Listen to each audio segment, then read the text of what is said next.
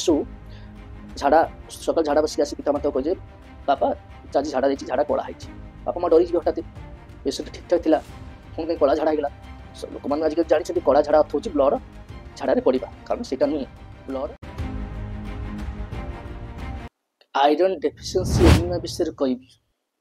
कि शिशु मान शरीर में केमिति आयरन कमी जाऊँगी ए विषय आपन को जन आयरन कौन पाई कमी जाऊँगी से विषय में आपको आज जनइबी वीडियो माध्यम तार लक्षण कौन ता सहित आपको केमिति प्रतिकार करेंगे क्यों खाद्य आमर अधिक मात्रा आयरन अच्छी से विषय आपन को जनइबी आयरन टैबलेट खातु सिरप खातु लिक्विड खातु खाइला परे शिशुर कौन असुविधा होता है से विषय आपन को ये वीडियो माध्यम जनइबी वीडियो को शेष पर्यंत देखंतु ए विषय जानतु एवं आपणकर घरे जो शिशु आयरन डेफिशिएंसी रे प्रभावित अच्छी कि एनीमिया होइछि ताको आपण केमती प्रतिकार करेंगे ये वीडियो माध्यम मुझे समस्त को जनइबी। नमस्कार मु विदुर मल्लिक नर्सिंग ऑफिसर एसिड कटक। आयरन डेफिशिएंसी केमती होउछि चलते जानिबा। मनकर आपणकर बॉडी रु ब्लड कमी गला जे आपण बॉडी रु ब्लड कमुछि सेतिर मध्ये आयरन आपणकर शरीर रु कमी थाए जदि शिशुर जेबे शिशु जीआई ट्रैक्ट माने जीआई इंटेस्टाइनल रे किछि माल ऑब्जर्वेशन होछि कि आपणकर जीआई अंतनाली क्षुद्रांत हो कि बृहदांत हो सेतिर जेबे आपणकर आयरन ठीक से डिपोजिट न होला स्टोर होई कि रहलन गठित होई कि रहु नाही आपण क्षुद्रांत कि स्मॉल एटिक जो आयरन टा हम डिपोजिट होई कि रुहे ता जे न रही कि झाड़ा आकार पदा को बाहरी गला सेतिर मध्ये आपणकर आयरन शरीर रु कमी जाय थाए डेफिशिएंसी होई थाए गोटे कारण ता सहित आपण मनकर जेबे आपणकर गोटे शिशुर 50 मनकर गोटे मनकर गोटे उदाहरण मन गोटे शिशुर 50 ग्राम आयरन दिन को दरकार जेबे तार शरीर 50 ग्राम अधिक चाहिए अधिक दरकार जब रिक्वायर्ड करिवो ताहा पई मध्ये आयरन अपन अभाव कारण जेतिक दरकार थी अधिक दरकार खोजिला कौन रोग हो कौन असुविधा हो जहाँ हो जेकोसी असुविधा है जेबे आयरन तार जेतिक दरकार ठार अधिक खोजुची सेतिर मध्ये आयरन कौन आपणकर अभाव होता है। शिशु कौन गोटे शिशु को आपण आयरन जातीय खाद्य दौरान जेबे शिशु गोटे आयरन जातीय खाद्य दिया होची जेबे शिशुर आयरन जातीय खाद्य कौन एलर्जी होची ता देहरे चलू नहीं कि बांती होची कि झाड़ा होची कि असुविधा तैयारी होची आयरन जातीय खाद्य जेबे खाउची सेतिर मध्ये आयरन डेफिशिएंसी कारण आयरन जातीय खाद्य से पाई पाइलानी जहा कि ताको मध्ये आयरन अभाव रही थाए। आयरन रो कारण लक्षण कौन केमी जानिबे पेशेंट रो जो शिशुर आयरन शरीर अभाव होइची बोली शिशु को सुखा पड़ी जीव पालर हम सुखा पड़ी जीव शिशु सतेज रहिबो नाही शिशु जेतेबेले तार आपना ता आखि देखिबे कि हाथटा हाथ आंगुड़ देखिबे सेतिरे कोन धळा देखा जीव एसु धळा ए देखा धळा आखि दे धळा देखा जीव सब शरीर पाद गोड़ जहा कि कोन ताको धळा देखा जीव आपन जानि जे धळा तो आयरन सेतिरे कमी जाइछि ता सहित ब्लड मध्ये कमिछि हिमोग्लोबिन मध्ये कमी जाइछि। पिला जेबे ठंडा रे बुला बुली कला कि पानी रे बेसी समय खेलिला देखियो ता हाथ सब कोन ठंडा हे जीवो धळा देखा जीवो जाके दान पण जानिबा आयरन मध्ये अभाव हेछि। शिशु को शिशु दुर्बल अनुभव करिवो थका अनुभव करिवो कोनोसी काम रे मन लागियोनी कोनोसी खेलकूद करियोनी सबले सोई रहिवो सेतिरे भी आपन जानिबे सेतिरे कोन आयरन अभाव हेछि पिलार ता सहित केतेक टेस्ट अछि लैबोरेटरी टेस्ट मनकर आम हिमोग्लोबिन टेस्ट करतु हेमाटोक्रिट लेवल टेस्ट करतु देखिए सेतिरे परिमाण कमिवो सेतिरे मध्ये हिमोग्लोबिन परिमाण कमिवो आ होछि हेमाटोक्रिट लेवल मध्ये कमिवो एथिरे मध्ये जणा जीव जे पिल्लार कोन आयरन जाहाको अभाव रहिछि। ता सहित आउटि हेमाटोलॉजी टेस्ट रहिछि जेंति हाइपोक्रोनिक माइक्रोसिस्टिक ये जो दीटा असुविधा मध्ये पिला को होता है शिशु को होता है। आम जानबे देख हाइपोक्रोनिक कहले कौन हाइपोक्रोनिक कहले हिमोग्लोबिन लेवल कमी जीव एचपी लेवल कमिवो जोटा कहले माइक्रोसिस्टिक आरबीएस रो अमाउंट मध्ये घट जाइथिबो कमी जाइथिबो ए दीटा टेस्ट मध्ये सेतुर जणा जाय जे शिशुर कि लोक मानकर जहा कि आयरन अभाव होइछि। आपण ए विषय जानले चलतु एबे आपन को आर केमती प्रतिकारक करवा केमिति आमे जानिबा शिशु को आयरन अभाव होइछि आमे घरे उपाय केमती आर आयरन मात्रा को बढ़ाई परिबा आउ मेडिकल उपाय केमती आयरन बढ़ाई दे परिबा आउ आयरन जेबे आपण नउचंती केमिति आपण आयरन नेला पर कोन असुविधा होइता से विषय मु आपन शेष रे कहि आपण मनकर केतेक परिबा अछि पनीपरिबा सबुज पनीपरिबा डार्क ग्रीन लीफी वेजिटेबल जो थे प्रचुर परिमाण कौन आयरन रही है जमीती है शाग सजना शाग हो पालंग शाग सजना शाग अपन सदस्य देह पे बहुत उपकारिता सजना शाग हो कि सजना छुई हो आपन जे सजना शाग आपन दे से सार कि औषध किछि पड़ू ना सजना शाग पियर शाग जहाँकि किछि आसना आप सजना शाग खातु जेहेतु से बहुत प्रकार बहुत परिमाण कौन आयरन रही ये पालंग शाग खातु पालंग शाग बहुत परिमाण रे कौन आयरन रही है आपण पालंग शाग खाइबे सेमती केतेक सुखा खाद्य अच्छी आलमंड है काजू है बादाम है पास्ता बादाम है चिना बादाम है कि हूँ शिंब मंजी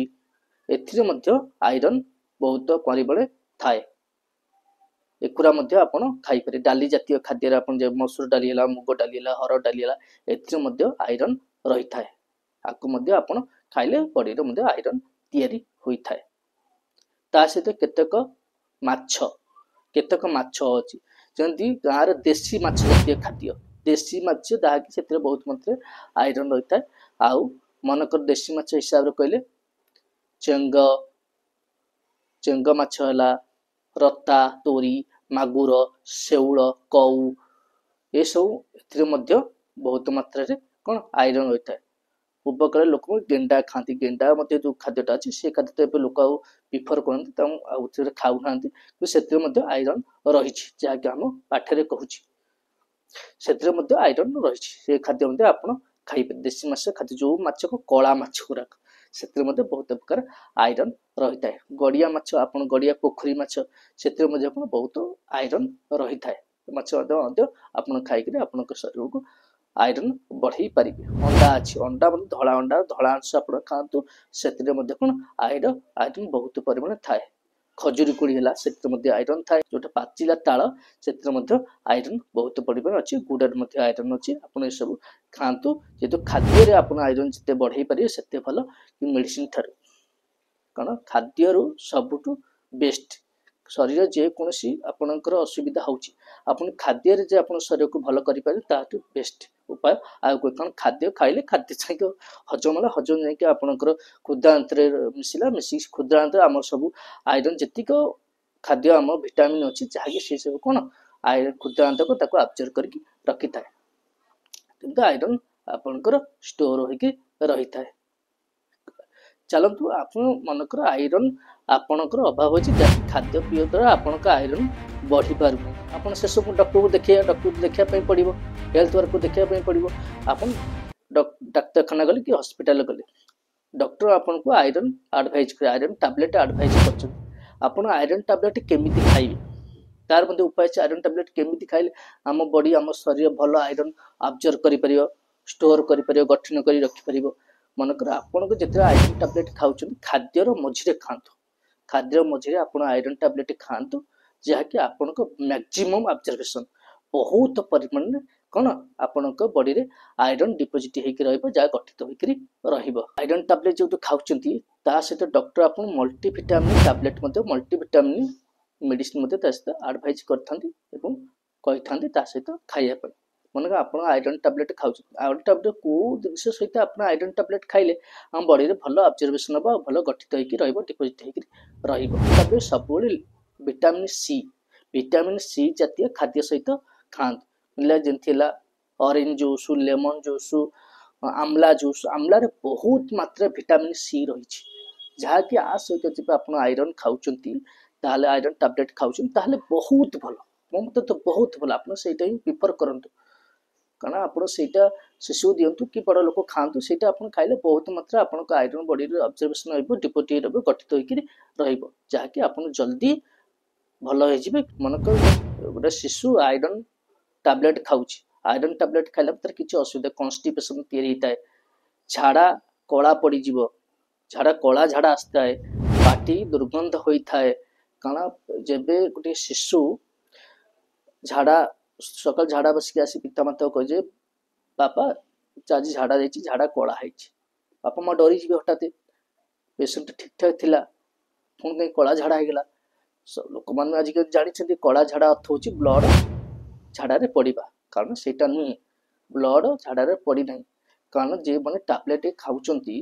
କି ଯେହେତୁ ଆପଣ ଆଇରନ୍ ଟାବଲେଟ୍ ଶିଶୁକୁ ଦେଉଛନ୍ତି କି ଆପଣ ମଧ୍ୟ ଖାଉଛନ୍ତି, ଝାଡ଼ା କଳା ହୋଇଥାଏ, ଏଇଟା ନର୍ମାଲ ଜିନିଷ, ସାଧାରଣ ଜିନିଷ। କାରଣ ସେ ଟାବଲେଟ୍ ଖାଇଲେ ଝାଡ଼ା କଳା ହୋଇଥାଏ, ଏଥିରେ କିଛି ଆପଣ ଭାବିବେନି କିଛି ଅସୁବିଧା ହେଇଗଲା କି କିଛି ଆପଣ କ୍ଷତି ହେଲା, ସେଇଟା କିଛି ନୁହଁ।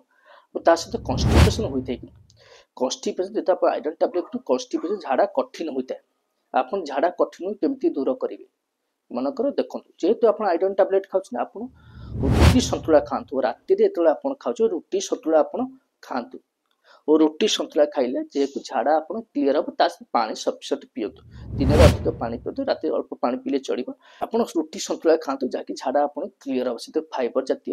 ଜିନିଷ ରହିଥିବାରୁ ଯେହେତୁ ଝାଡ଼ା ଆପଣଙ୍କ ଭଲ ଭାବେ କ୍ଲିୟର ହୋଇଥାଏ, କନଷ୍ଟିପେସନ୍ ଏତେ ହେବ ନାହିଁ। ଯୋଉଟା ପାଟି ତା ଦୁର୍ଗନ୍ଧ ବା ଆପଣ କହିଲେ ପାଟି ଦୁର୍ଗନ୍ଧ ଆମେ କେମିତି ଦୂର କରିବା? ଆପଣ ମନେକର ଆଇରନ୍ ଟାବଲେଟ୍ ଖାଇସାରିଲା ପରେ ଆପଣଙ୍କୁ ବ୍ରସ୍ କରିଦିଅନ୍ତୁ, ପାଟି ଭଲସେ ସଫା ରଖନ୍ତୁ, ଉଷୁମ ପାଣିରେ କୁଳୁକୁଳୁ କରନ୍ତୁ, ସଫା କରନ୍ତୁ, ତାହେଲେ ଆପଣଙ୍କର ପାଟି ଦୁର୍ଗନ୍ଧ କମିଯିବ। ଛୋଟ ଶିଶୁକୁ ମନେକର ଛୋଟ ଟାବଲେଟ୍ ଖାଇପାରିବନି, ତାକୁ ତ ଡକ୍ଟର ପୁଣି ସିରପ ଆକାରରେ ଦିଆଯିବ, ଏତିକି ସିରପ ଏତିକି ଏମଏଲ୍ ସିରପ ଆପଣ ଶିଶୁକୁ ଦେବେ, ଯେହେତୁ ଟାବଲେଟ୍ ଶିଶୁ ଖାଇପାରେ ଯାହାର ଆଇରନ୍ ଅଭାବ ରହିଛି। ଆପଣଙ୍କର ଯେତେବେଳେ ଆପଣଙ୍କ ଲିକ୍ୱିଡ୍ ଆକାରରେ ଯେଉଁ ଆଇରନ୍ ଦିଆଯାଇଛି, ଆଡ଼ଭାଇଜ୍ କରାଯାଇଛି, ଆପଣଙ୍କୁ ଦିଆଯାଇଛି, ଆପଣ କରିବେ ତାକୁ ଗୋଟେ ଷ୍ଟ୍ର, ଆପଣ ଦେଖୁଛନ୍ତି ଯେକୌଣସି ଫୁଟି ଜୁସ୍ ପିଅନ୍ତୁ କି ଆପଣ ମନେକର କି ଜୁସ୍ କିଛି ପିଇଲେ କି ସେଗୁଡ଼ା ଆପଣ ଯେଉଁ ଷ୍ଟ୍ର ଲଗେଇକିରି ପିଆଜ ଷ୍ଟ୍ର ଲଗେଇ ପିଆ ହେଉଛି, ଆପଣ ଷ୍ଟ୍ର ଦ୍ୱାରା ଆପଣ ତାକୁ ନଳି ଆକାରରେ ଆପଣ ମଧ୍ୟ ତାକୁ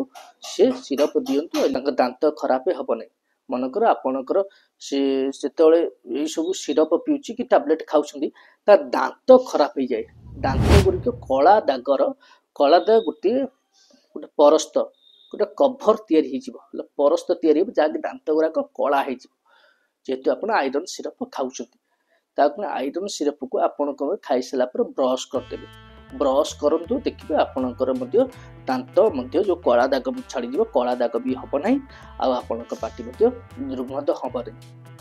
ଏତିକି ଥିଲା ମୋର କହିବା। ଆପଣ ଏସବୁ ମାନନ୍ତୁ, ଆପଣଙ୍କ ଶରୀରକୁ ସୁସ୍ଥ ରଖନ୍ତୁ, ଆପଣଙ୍କ ଆଇରନ୍ ଡେଫିସିଏନ୍ସି ଏନିମିଆରେ କେମିତି ବଞ୍ଚିଯିବେ, ଆପଣ ଏ ବିଷୟରେ ଆଜି ମୁଁ ଜଣାଇଲି। ରହୁଛି।